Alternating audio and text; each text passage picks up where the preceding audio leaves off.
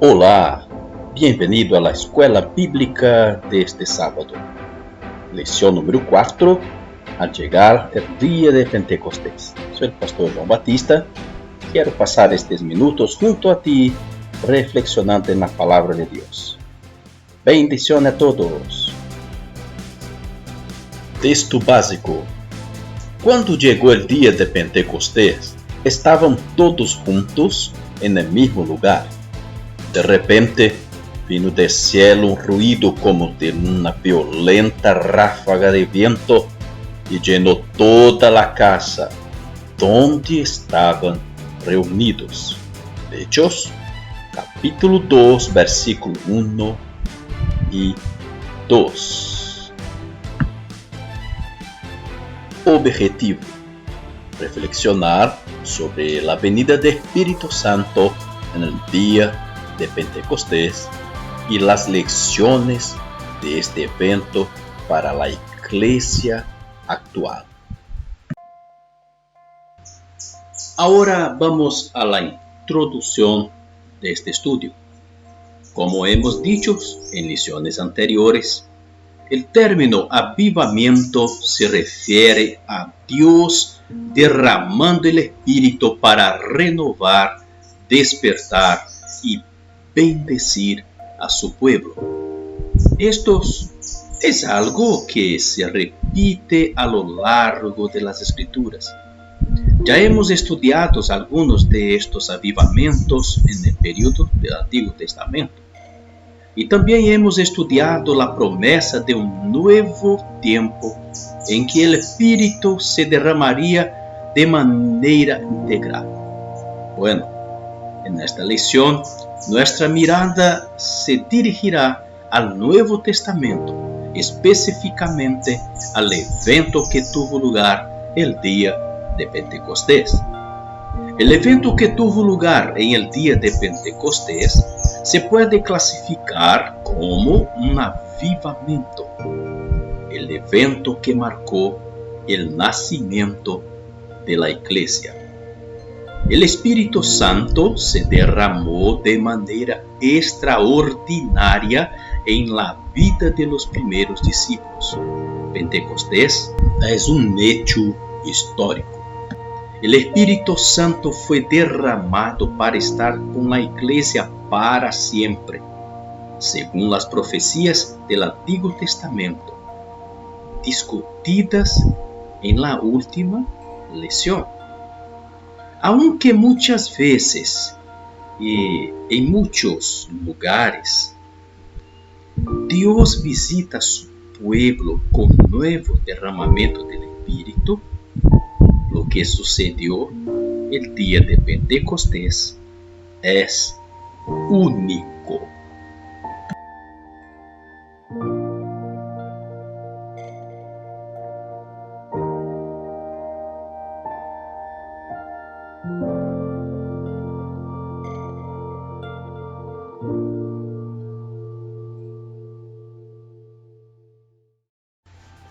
Muy bien, vamos al primer tópico, analizando el tema. El evento que tuvo lugar el día de Pentecostés cambió significativamente la vida de la iglesia y de los discípulos del Señor Jesús. Después de resucitar, Jesús les apareció a sus discípulos durante 40 días. Puede averiguar esto en Hechos, capítulo 1, verso 3. Al final de este tiempo, el Maestro les aseguró: cuando venga el Espíritu Santo sobre ustedes, recibirán poder y serán mis testigos. Hechos 1, verso 8. Cuando estaban todos reunidos en el mismo lugar, el día de Pentecostés, el Espíritu Santo vino de repente, llenando de poder a todos. Veamos.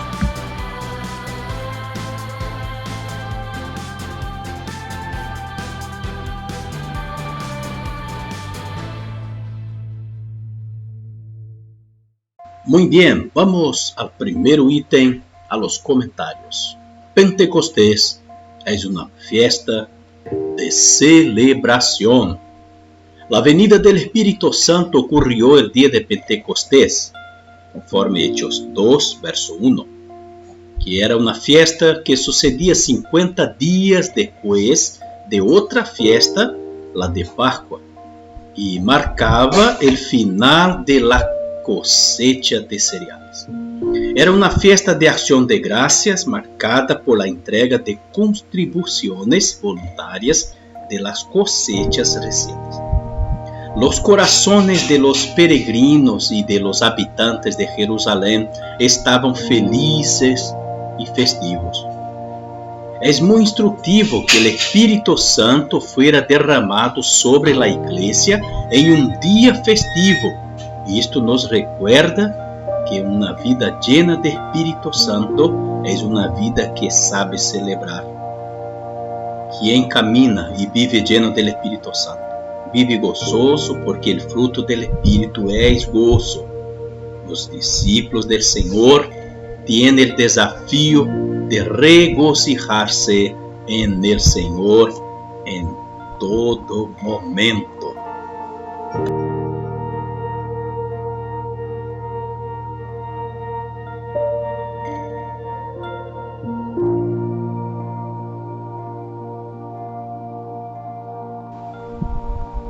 Vamos al segundo ítem. Pentecostés es fiesta de comunión. Al leer Hechos 2, versículo 1 al 4, vemos algunas expresiones que prueban esto. Leemos al final del versículo 1. Estaban todos juntos en el mismo lugar. El final del versículo 3 nos muestra que las lenguas como de fuego que se repartieron, se reposaron sobre cada uno de ellos. Y más, el comienzo del versículo 4 dice que todos fueron llenos de Espíritu Santo. La palabra de Dios dice que cuando viene el Espíritu Santo es para todos, sobre cada uno de los que están reunidos en el nombre de Jesús. Y es para que todos se llenen de su poder. Nadie quedó fuera de la bendición. La fiesta es para todos. La fiesta es de comunión. El partido es de unidad.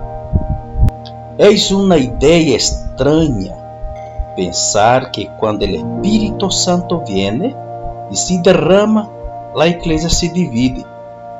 El Espíritu Santo no vino a dividir, porque Jesús había unido con su muerte en la cruz.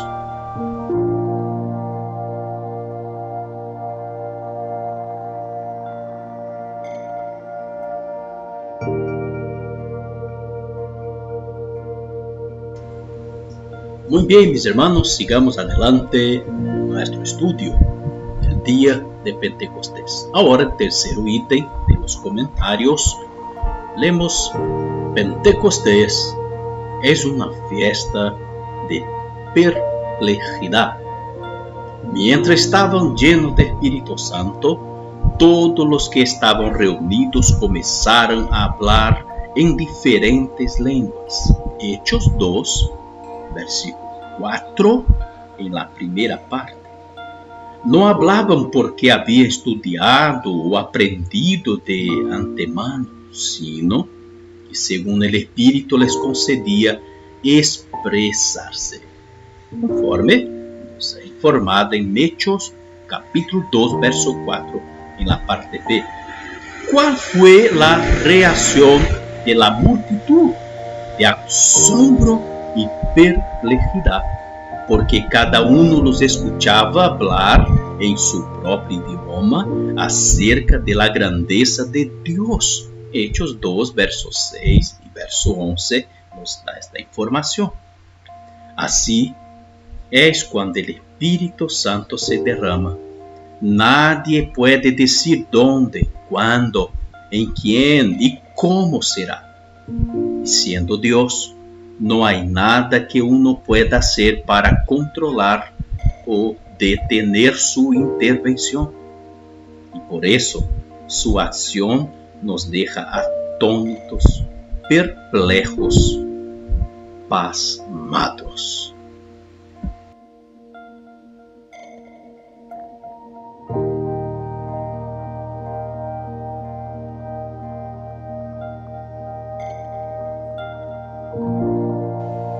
Cuarto ítem. Pentecostés es una fiesta de testimonio. Hay dos fuegos en la historia de Pedro.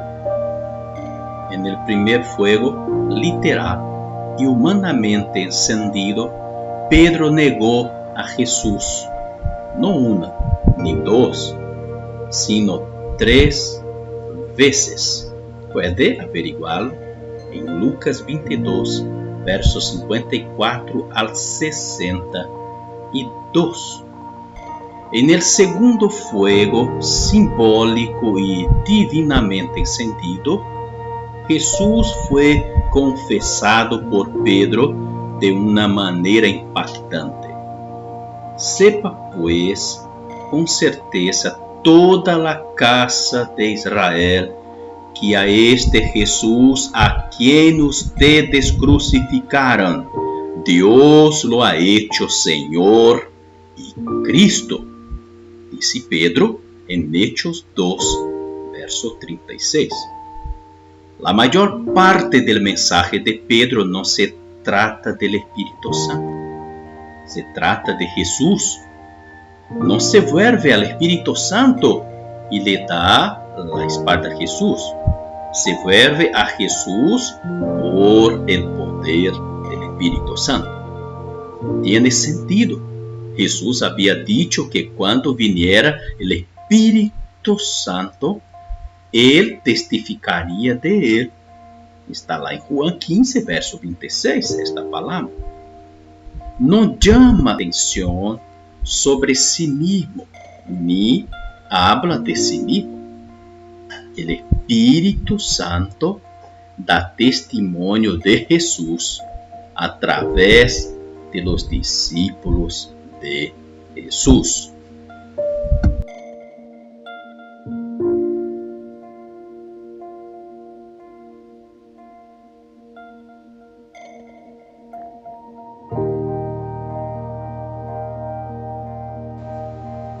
Ítem 5. Pentecostés es la fiesta de la sencillez. Según Hechos 2, verso 7, la primera audiencia de Pentecostés fue gente sencilla. Miren, ¿no son galileos todos estos que están hablando? ¿Por qué la multitud está tan sorprendida y asombrada? Porque están escuchando a los galileos famosos por su descuido al estudiar su propio idioma, hablar de la grandeza de Dios en su propia lengua materna. Es sobre esta gente común, oprimida por los poderosos, debilitada en sus derechos, identificada como sin educación, que el Espíritu Santo se derrama. Gente de corazón puro, gente que no tiene dificultad para creer en las promesas de Dios, gente que está abierta a Dios, gente que no sabe hablar correctamente, pero que deja que Dios hable de su grandeza a través de ellos. Son los humildes de espíritu quienes son exaltados por el Espíritu.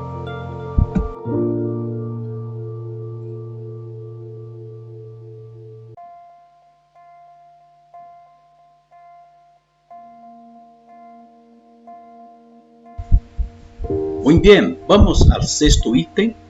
Pentecostés es la fiesta del arrepentimiento.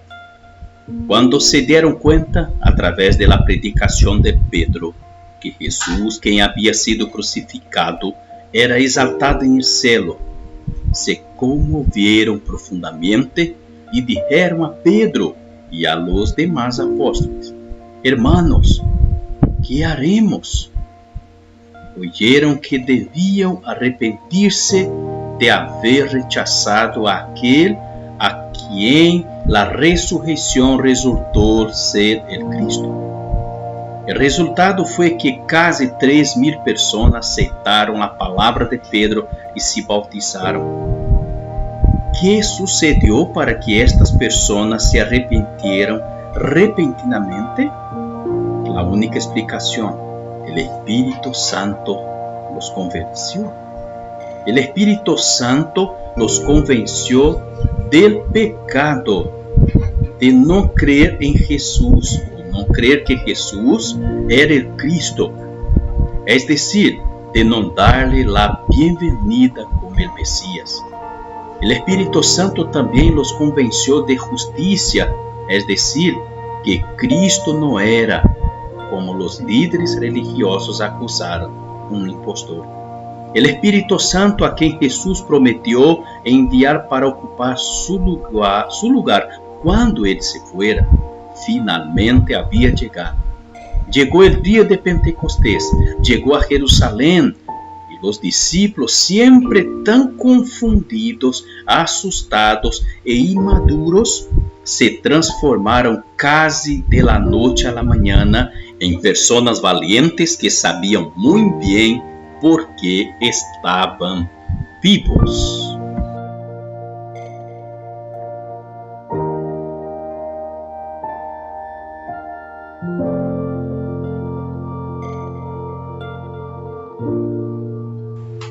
Muy bien, vamos a las aplicaciones finales, empezando por la primera, que dice: el Espíritu Santo nos levanta para cumplir la misión.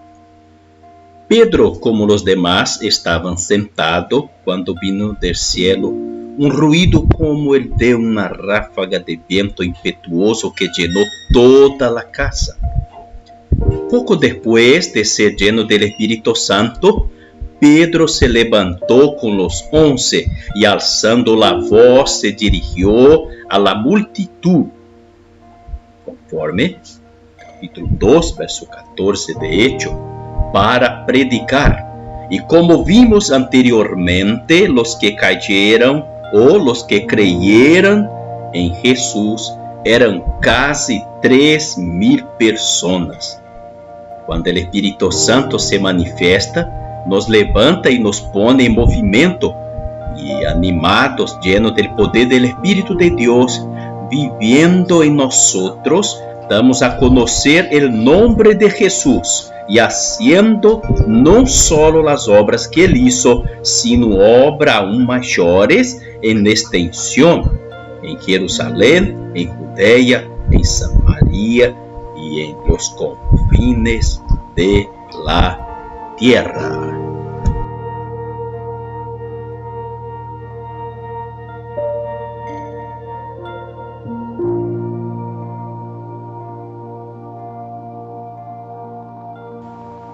Segunda y última aplicación. El Espíritu Santo nos anima a anunciar a Jesús. El discípulo que una vez, para salvar su propio pellejo, había negado con juramento y maldiciones cualquier relación con Jesús, ahora está hablando de Él con valentía y vehemencia en la ciudad donde Él, Jesús, fue asesinado, y a la multitud que lo mató. ¿Sabe qué pasó? Pedro está lleno del Espíritu Santo. La valentía de Pedro después de Pentecostés es tan grande como su cobardía ante Él. La experiencia con ser lleno del Espíritu Santo es realmente una experiencia de superación del miedo. No es exactamente un cambio en la configuración de nuestra existencia o en nuestra condición de vida, pero sin duda es un cambio de opinión. Solo una persona con un corazón lleno de Espíritu Santo puede realizar obras nobles para Jesús y hacer grandes cosas por Él.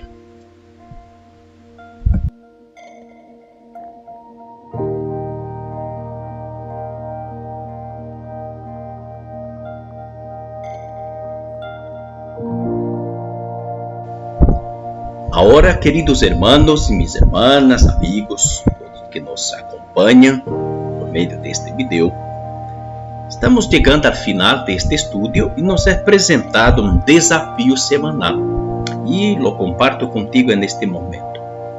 El Espíritu Santo que llenó de poder a la iglesia de los apóstoles para compartir a Jesús con los demás, no cambió y mucho menos se fue.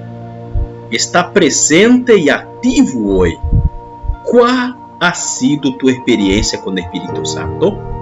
¿En qué medida sientes su acción en tu vida o sueles resistirlo por miedo a perder el control? Esta semana tiene el desafío de dar al Espíritu Santo la libertad de ser todo lo que Jesús quiere que sea en tu vida. Consolador, consejero, ayudante, defensor, fortalecedor, sustentador. Jesús quiere ayudarte a hacer a través del Espíritu Santo lo que tú solo no podrás hacer. No tengas miedo de ser lleno de Espíritu y caminar en Él. Él es Dios y merece tu total confianza. Muy bien, vamos ahora a encerrar este nuestro estudio con una oración. Grandioso Dios, querido Padre, te damos gracias, te alabamos, te glorificamos, Señor, por Cristo Jesús, por la grandiosa promesa que usted nos ha dado, desde los antiguos tiempos, desde los antiguos profetas que las anunciaron. También, Señor, por haber sido cumplida por Jesucristo en nuestra vida, el cual nos envió Espíritu Santo y bautizó su iglesia con el poder de Espíritu y sigue haciendo hasta nuestros días. Gracias, Espíritu Santo, por estar presente, actuante, conduciendo la iglesia, conduciendo nuestras vidas.